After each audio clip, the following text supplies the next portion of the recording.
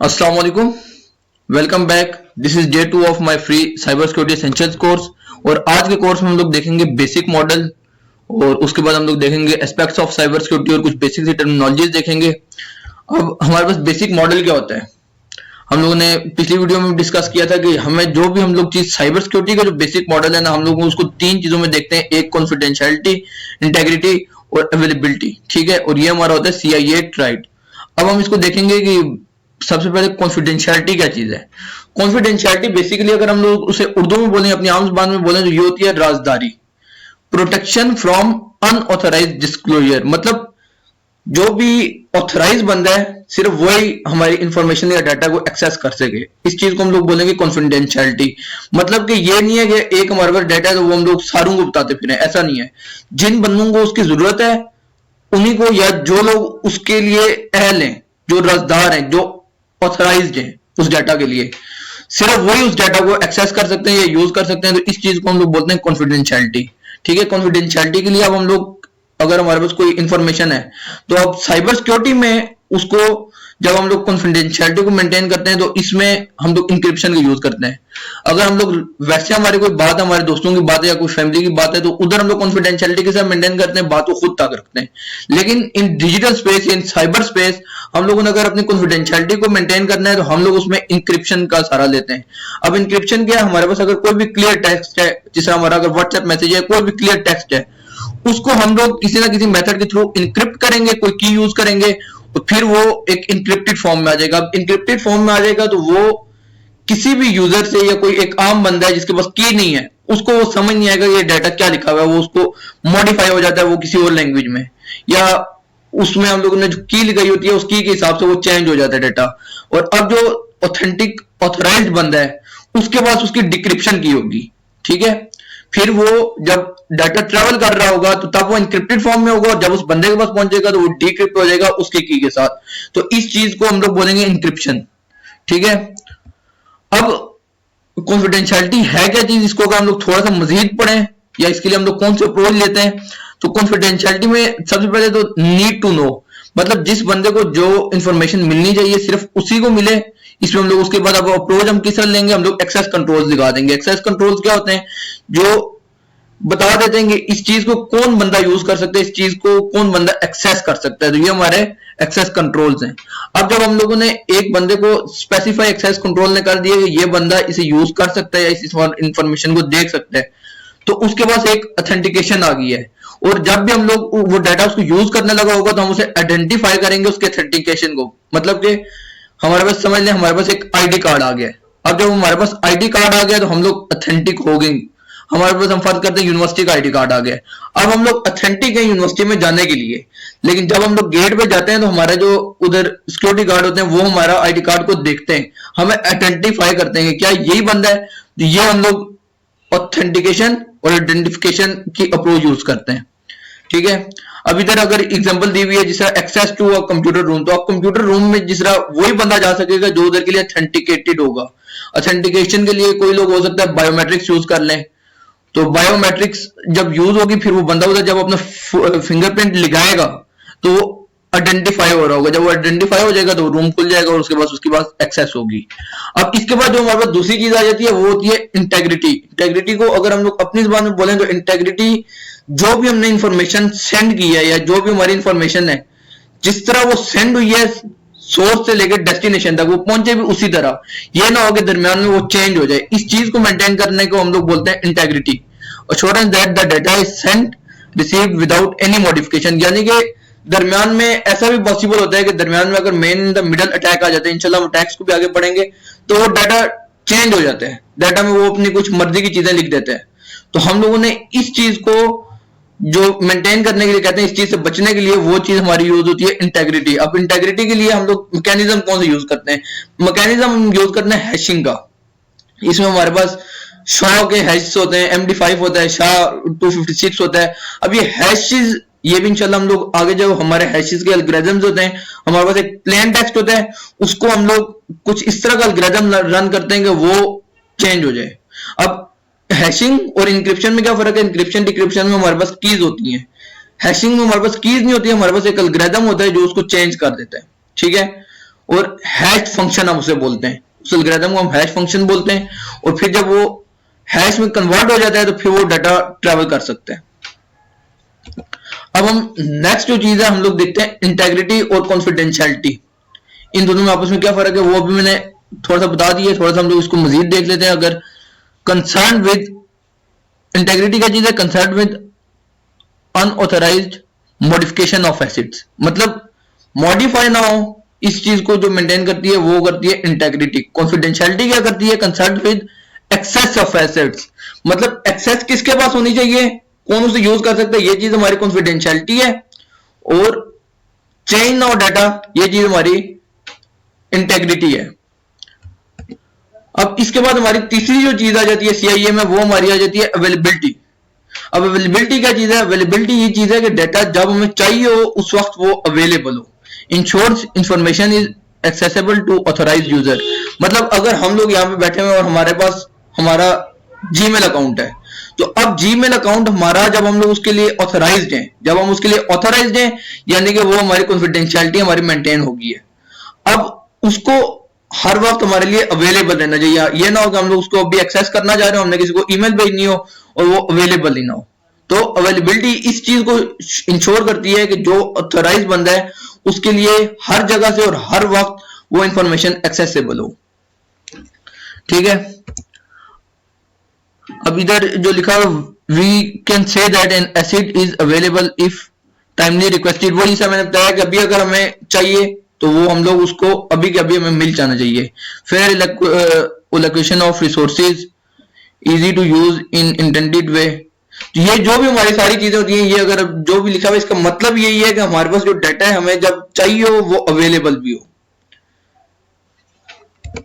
अब हम लोगों को सबसे ज्यादा इसके बाद जब हम ये तीन चीजें ये भी हम लोगों ने अलग अलग डिस्कस की हैं, लेकिन हमने इन तीन चीजों को बैलेंस भी करना होता है।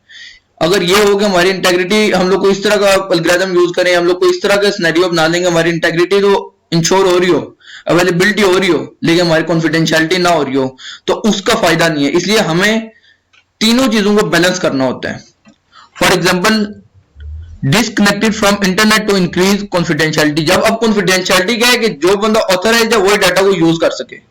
तो अगर हम लोगों ने कॉन्फिडेंशियलिटी को मेंटेन करना है तो सबसे बेस्ट तरीका यही है कि हम लोग इंटरनेट पे जाएंगे। जब इंटरनेट पे हम जाएंगे ही नहीं तो कोई भी अनऑथराइज्ड बंदा आएगा ही नहीं, तो मतलब हमारी कॉन्फिडेंशियलिटी तो मेंटेन होगी है। लेकिन इस चीज से फर्क किस चीज को पड़ा है, इस चीज से फर्क पड़ा है हमारी अवेलेबिलिटी को, क्योंकि अब जब हम लोग इंटरनेट पे नहीं है तो कोई बंदा रिमोटली एक्सेस करना चाहेगा हमारे डाटा को या उस इंफॉर्मेशन को, तो उसके लिए अवेलेबल ही नहीं है। ठीक है, तो अगर हम लोगों ने इसको कर लिया, उसके बाद इंटेग्रिटी ये है कि अगर हम लोग ऑफलाइन है तो अगर हम लोगों ने उस डाटा को कोई मॉडिफाई कर दिया है तो वो मॉडिफाई हो सकता है, और मॉडिफाई जब वो होगा और जो हमारा ऑनलाइन डाटाबेस होगा, अगर हम लोग जब वापस ऑनलाइन जाएंगे तो वो मॉडिफाइड डाटा होगा, तो हमारी इंटेग्रिटी भी सफर हो रही है, अवेलेबिलिटी भी हो रही है। अब दूसरी एग्जांपल ले लेते हैं, have extensive data checks by different people systems to increase integrity. अब अगर हम लोग इंटेग्रिटी इंक्रीज करना चाहते हैं तो हम लोग डाटा चेक्स ज्यादा लिखा सकते हैं, लेकिन इससे नुकसान क्या होगा, इससे हमारी कॉन्फिडेंशियलिटी सफर करेगी। क्यों? क्योंकि जब हम लोगों ने देखा है कि डाटा को मॉडिफाई ना करें, हम लोगों ने डिफरेंट चेक्स लिखा दिए। अब जब हम लोगों ने डिफरेंट चेक्स लिखा दिए तो इसके अंदर डिफरेंट एंटिटी, डिफरेंट लोग इन्वॉल्व हो गए। अब जब डिफरेंट लोग इन्वॉल्व हो गए तो यानी कि जो हमारा ऑथराइज बंदा था उसके अलावा भी उस डाटा चेक करने के लिए हमारे लोग उस डाटा को देख रहे हैं, तो हमारी कॉन्फिडेंशियलिटी यहाँ पे सफर करती है।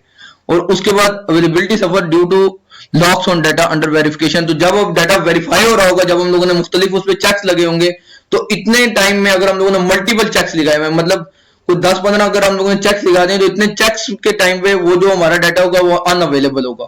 तो इसलिए हम लोगों ने जो भी हम लोग फंक्शन यूज करें, जो भी हम लोग एल्गोरिथम यूज करें, जो भी मेथड यूज करें, उसमें हम लोगों को ये चीज इंश्योर करनी चाहिए कि हमारी तीनों चीजें आपस में बैलेंस्ड हों। अब हम थोड़ी सी की टर्मिनोलॉजीज पढ़ लेते हैं जो भी आगे इंशाल्लाह हमारा जो भी कोर्स होगा उसमें जो यूज करेंगे। अब उनकी टर्मिनोलॉजीज में क्या, सबसे पहले हमारे पास एसिड आ जाता है। एसिड हमारे पास क्या चीज है, इन रियल लाइफ हमारा कोई भी असेस है वो हमारा एसिड है। ठीक है, अब इन डिजिटल वर्ल्ड या इन साइबर वर्ल्ड उधर हमारा एसिड क्या है, जो भी हमारा ऐसा रिसोर्स है जो वैल्यूएबल है, such as data in database.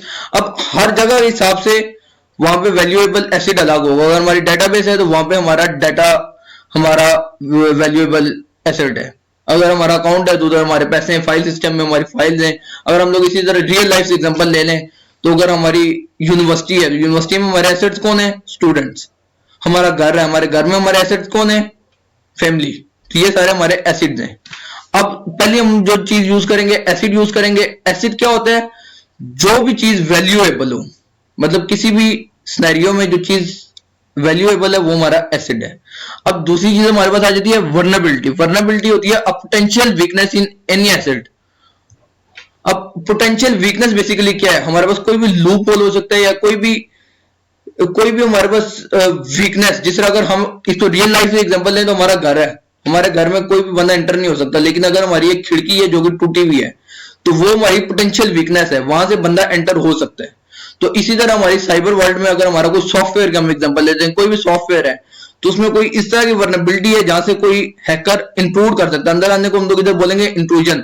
तो अगर कोई भी इंट्रूड कर सकता है या कोई डाटा ब्रीच कर सकता है तो वो हमारी वर्नेबिलिटी होगी। जिस जगह से एंटर कर सके कोई बंदा है जो वीक जगह हो, उस चीज को हम बोलेंगे वर्नेबिलिटी।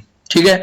अब वर्नेबिलिटी की इधर इन लोगों ने डेफिनेशन भी लिखी हुई है। वर्नेबिलिटी इज अ वीकनेस और gap in our protection efforts. जब हम लोग अपना घर को प्रोटेक्ट कर रहे थे तो हम लोगों ने खिड़की लगाई है, लेकिन अगर हमारी खिड़की वीक है तो वो हमारी वीकनेस है। इसी तरह अगर हम लोगों ने कोई सॉफ्टवेयर बनाया तो वहां पे जब हम लोग उसे प्रोटेक्ट कर रहे थे या उस सॉफ्टवेयर के अंदर कोई वीकनेस रह गई है तो उस चीज को हम लोग बोलेंगे वर्नेबिलिटी। अब एक्सप्लॉइट क्या है? एक्सप्लॉइट या एक्सप्लॉइटेशन हम लफ्ज यूज करेंगे। तो जो भी हमारी वर्नेबिलिटी होती है या हम लोग उस वर्नेबिलिटी को जब कॉम्प्रोमाइज करते हैं यानी कि उसके थ्रू हम अंदर आते हैं तो उस चीज को बोलेंगे एक्सप्लॉइट। अगर जैसे अभी हम लोगों ने जो एग्जांपल ली थी, अगर हमारा कोई भी चोर है वो हमारी खिड़की से अंदर आ जाता है तो उसने एक्सप्लॉइटेशन किया हमारे घर के अंदर, तो उसने एक्सप्लॉइट किया हमारे घर को।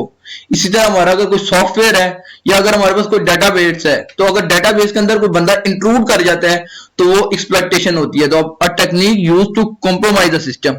जब उसके अंदर आ गया वो सिस्टम कॉम्प्रोमाइज हो गया। उसके बाद अब थ्रेट क्या है, अटैक्स क्या है, इन चीजों को देख लेते हैं। थ्रेट क्या है? A possible security conditions violation to exploit the vulnerability of a system और एसिड। देखिए थ्रेट क्या है? अब हमारा एक सिस्टम है उसको खतरा क्या है।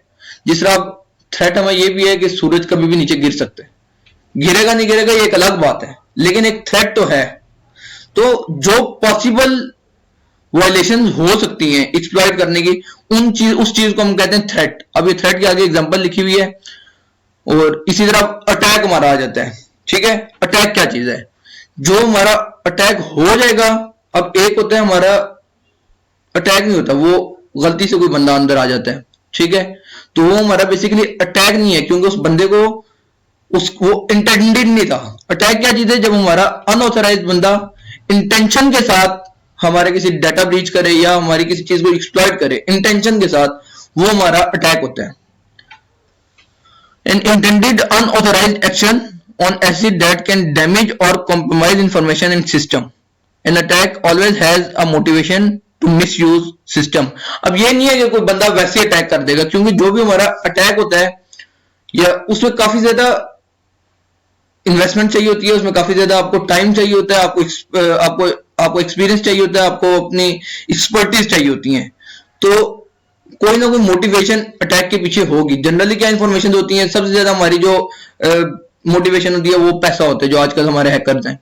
या उसके अलावा नेशनल इंटरेस्ट भी हो सकता है। इन चीजों को इंशाल्लाह हम आगे जाके देखेंगे। नेशनल इंटरेस्ट किस तरह हो सकता है? जिस तरह कंट्रीज की कोई वार है तो फिर हम लोग दूसरे कंट्री पे, जो आजकल साइबर वॉरफेयर आने वाली है, जिसका टाइम आने वाला है, वहां पे क्या होता है? वहां पे इंटेंडेड अटैक्स किए जाते हैं। ठीक है। तो कोई ना कोई मोटिवेशन लाजमी होती है, मोटिवेशन होगी तब कोई अटैक होगा। अब हम लोग देख लेते हैं हम किन किन एस्पेक्ट्स पे साइबर सिक्योरिटी में हम इस कोर्स में आगे कवर करेंगे, और या साइबर सिक्योरिटी के अंदर कौन कौन से एस्पेक्ट्स होते हैं। तो उनमें सबसे पहले हमारे पास फिजिकल सिक्योरिटी होगी। हमारा जो भी सिस्टम है, अभी हम लोग साइबर स्पेस की बात कर रहे हैं, अभी हम यहाँ पे इंफॉर्मेशन सिक्योरिटी की बात नहीं कर रहे।